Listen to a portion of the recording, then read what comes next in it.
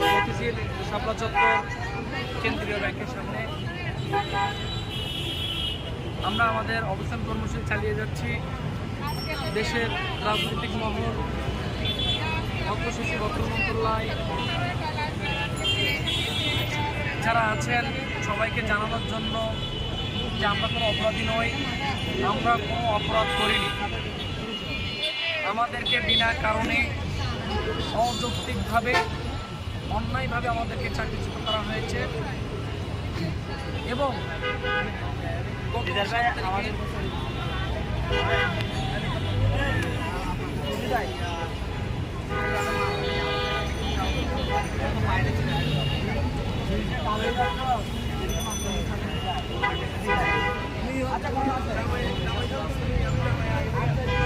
দর্শক, আপনি দেখানোর চেষ্টা করেছে আলাপা ইসলামী ব্যাংকের 547 জন কর্মকর্তা কর্মচারীরা তারা যে বাংলাদেশ ব্যাংকের সামনে অবস্থান করেছেন, সে অবস্থান কর্মসূচি বা তাদের মানববন্ধন মাধ্যমে তারা জানিয়েছেন যে তাদের যতক্ষণ পর্যন্ত তাদের বাংলাদেশ ব্যাংকের পক্ষ থেকে কোনো একটা সিদ্ধান্ত না নেওয়া হবে ততক্ষণ পর্যন্ত তারা এই আন্দোলন মানববন্ধন চালিয়ে যাবে।